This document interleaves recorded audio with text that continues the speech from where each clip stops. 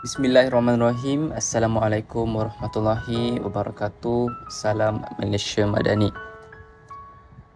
Hari ini saya Muhammad Iskandar Hakimi bin Zulkarnain daripada kelas PRPSV 51 akan membentangkan tugasan 3 IDUP 3143 iaitu Sosiologi dalam Pendidikan yang diajarkan oleh pensyarah saya Sir Hadmi Sharifuddin. Saya akan mulakan pembentangan ini dengan pengenalan mobiliti sosial dan pentaksiran bilik darjah PBD. Hal ini adalah dua aspek penting dalam konteks pendidikan dan masyarakat. Mobiliti sosial merujuk kepada perpindahan individu atau kumpulan dari satu lapisan sosial ke lapisan sosial yang lain dalam masyarakat. Ini melibatkan faktor-faktor seperti pendidikan, pekerjaan dan peluang ekonomi yang mempengaruhi kedudukan sosial seseorang. Sementara itu, PBD merupakan satu kaedah penilaian yang digunakan dalam bilik darjah untuk mengukur pencapaian dan perkembangan pelajar. Ia membantu guru untuk memahami tahap pemahaman dan kemajuan setiap pelajar dalam pelbagai bidang pelajaran. Kesamarataan dalam pentaksiran dan penilaian. Hal ini memberi impak yang signifikan kepada program pendidikan untuk semua dengan memastikan setiap pelajar dinilai secara adil dan objektif tanpa mengira latar belakang ataupun faktor-faktor yang lain. Hal ini dapat membantu menyokong prinsip kesaksamaan akses kepada pendidikan yang berkualiti bagi semua individu. Hal ini termasuklah dengan pelajar yang dari latar belakang sosial, budaya dan ekonomi yang berbeza. Seterusnya, dapat memastikan peluang pembelajaran yang sama untuk setiap murid. Sebagai contoh, pentaksiran yang menyeluruh membantu mengenal pasti kekuatan dan kelemahan setiap pelajar.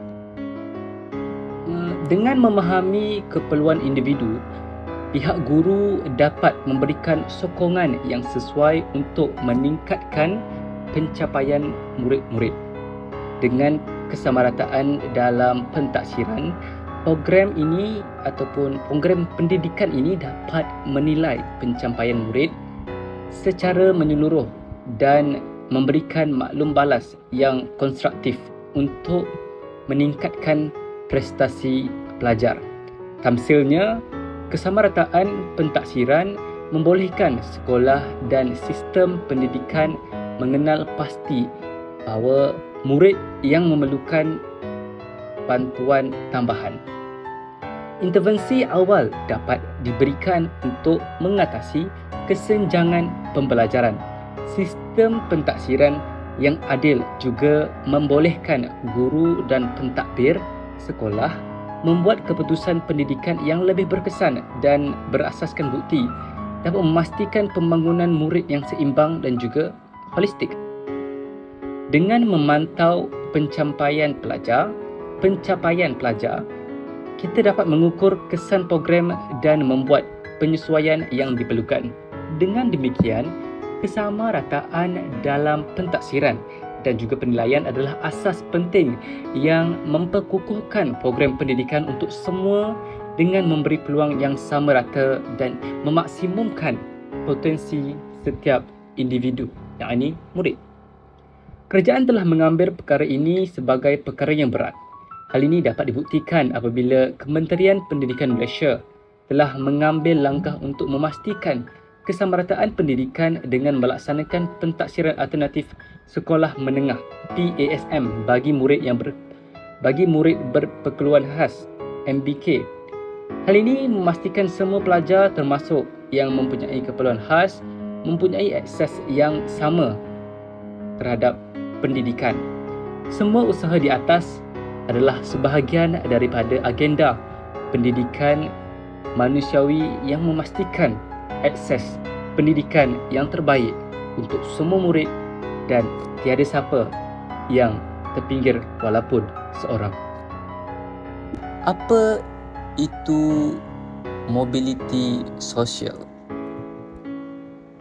Menurut Kamus Dewan Bahasa edisi keempat 2019, mobiliti membawa takrifan perihal mudah bergerak atau digerakkan, perihal mudah berpindah tempat tinggal, bertukar pekerjaan dan juga sebagainya.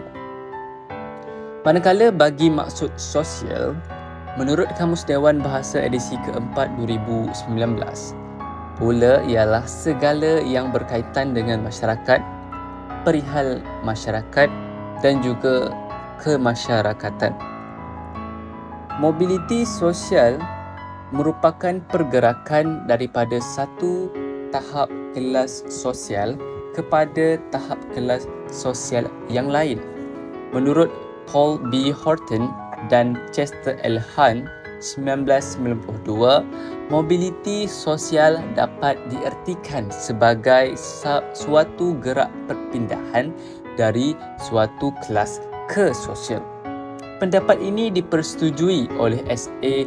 Willahaki 1982 yang menyatakan bahawa mobiliti sosial sebagai pergerakan individu atau berkumpulan dari suatu status ke status yang lain dalam masyarakat. Lebih lanjut mengenai mobiliti sosial ini dikemukakan oleh Kimball Young dan Raymond W. Mack bahawa gerak sosial atau mobiliti sosial adalah suatu pergerakan dalam struktur sosial, iaitu pola-pola tertentu yang mengatur organisasi suatu kelompok sosial. Struktur sosial mencukupi sifat-sifat hubungan sesama individu dan hubungan antara individu dengan kelompoknya. Mobiliti sosial dalam konteks pendidikan semasa. Pendidikan memainkan peranan yang penting dalam membentuk mobiliti sosial dalam masyarakat. Dalam konteks pendidikan Malaysia, terdapat usaha yang berterusan untuk meningkatkan accessibility dan kualiti pendidikan bagi semua golongan masyarakat. Misalnya, program-program seperti Pelan Pembangunan Pendidikan Malaysia 2013 hingga 2025 PPPM menekankan keperluan untuk memastikan setiap individu mempunyai akses yang sama kepada pendidikan yang berkualiti. Rujukan ini menekankan pentingnya pendidikan sebagai medium untuk mempengaruhi kedudukan sosial seseorang seperti yang diterangkan dalam teori mobiliti sosial. Pentaksiran bilik darjah PBD pula merupakan kaedah penilaian yang berlaku di dalam bilik darjah. Ia melibatkan penilaian terhadap pencapaian pelajar dalam bentuk ujian, tugasan dan aktiviti pembelajaran yang lain. Bagaimana PBD berkait dengan mobiliti sosial? Berikut adalah beberapa aspek yang berkaitan. Ada 4 aspek, iaitu kesamarataan peluang pendidikan, peningkatan kualiti pendidikan, pengurusan data PBD dan juga penglibatan pelajar. Kita akan rungkaikan satu-satu. Yang pertama adalah kesamarataan peluang pendidikan. PBD harus memastikan kesamarataan peluang pendidikan bagi semua pelajar. Hal ini termasuk untuk memastikan bahawa semua pelajar tanpa mengira latar belakang sosial atau ekonomi mempunyai akses yang sama kepada pendidikan yang berkualiti. Yang seterusnya adalah peningkatan kualiti pendidikan. PBD yang efektif membolehkan guru mengukur pencapaian pelajar dengan lebih baik. Hal ini membantu mengenal pasti keperluan individu dan memberikan sokongan yang sesuai untuk meningkatkan prestasi mereka. Seterusnya, pengurusan data PBD. Data dari PBD boleh digunakan untuk mengenal pasti trend pencapaian pelajar dan mengesan sebarang ketidakseimbangan. Hal ini membolehkan tindakan korektif diambil untuk memastikan kesamarataan dalam pendidikan. PBD yang melibatkan pelajar dalam proses penilaian dapat memberi mereka rasa tanggungjawab. Penglibatan pelajar ini dapat memotivasikan mereka untuk berusaha lebih baik dan meningkatkan mobiliti sosial melalui pendidikan. Terusnya kita akan teruskan dengan kesan positif dan juga kesan negatif mobiliti sosial dalam pendidikan. Kita akan mulakan dengan kesan positif. Terdapat 4 yang telah saya senaraikan di sini. Yang pertama adalah persaingan yang sihat dalam kalangan pelajar. Saat ini, kurikulum pendidikan tidak hanya menekankan pencapaian akademik semata-mata. Aliran pendidikan teknikal dan vokasional memberi peluang kepada pelajar untuk memperoleh kemahiran yang diperlukan oleh pasaran kerja. Persaingan yang sihat dalam bidang pendidikan tidak hanya bergantung pada pencapaian akademik tetapi juga pada kemahiran teknikal yang relevan dengan keperluan industri. Seterusnya adalah peluang pendidikan yang lebih terbuka. Transformasi dalam pendidikan tidak hanya memberi tumpuan kepada pencapaian akademik tetapi juga kepada pembangunan kemahiran dan juga keusahawanan. Peluang pendidikan yang lebih terbuka melahirkan pelbagai kepakaran profesional dan teknikal yang diperlukan dalam pasaran kerja global yang berubah-ubah. Seterusnya adalah peningkatan tahap akademik. Sejak kemerdekaan, sistem pendidikan Malaysia telah mengalami perubahan yang signifikan, memperluas akses kepada pendidikan kepada semua lapisan masyarakat. Dasar demokratisasi pendidikan memastikan setiap individu mempunyai peluang yang sama untuk mendapatkan pendidikan, membentuk asas yang kukuh bagi mobiliti sosial. Hal ini juga dapat meningkatkan integrasi sosial, iaitu pendidikan memainkan peranan yang penting dalam meningkatkan integrasi sosial dalam masyarakat yang berbilang kaum. Melalui persekitaran pendidikan yang inklusif, pelajar dari pelbagai latar belakang dapat bersatu untuk membentuk masyarakat yang lebih harmoni dan juga bersatu padu. Kita teruskan dengan kesan yang negatif. Saya telah senaraikan 6 dan yang pertama adalah dari segi emosi ataupun psikologi. Mobiliti sosial ini kadang-kadang boleh menyebabkan rasa ketakutan, kegelisahan dan juga tekanan psikologi. Contohnya, apabila seseorang mengalami perubahan kedudukan sosial yang mendadak atau tidak dijangka, ia boleh menimbulkan ketidakselesaan emosi dan psikologi. Seterusnya adalah pengkelasan sekolah. Kewujudan pengkelasan sekolah ini seperti sekolah elit berbanding dengan sekolah harian boleh mencetuskan konflik sosial dan perbezaan taraf. Hal ini juga mempengaruhi kemudahan infrastruktur dan sumber daya yang tersedia untuk pelajar. Seterusnya adalah berlakunya konflik. Mobiliti sosial yang tidak diterima oleh sesetengah individu boleh menyebabkan konflik dalam masyarakat. Hal ini boleh termasuk konflik antara generasi, kelompok sosial atau dalam hubungan peribadi. Seterusnya adalah kemunculan keretakan dalam hubungan. Hubungan dalam keluarga atau masyarakat boleh terjejas jika terdapat perasaan cemburu atau bangga akibat mobiliti sosial. Hal ini boleh menyebabkan perubahan tingkah laku dan juga ketegangan dalam sebuah hubungan tersebut. Seterusnya adalah ketirisan peluang pendidikan dan pekerjaan.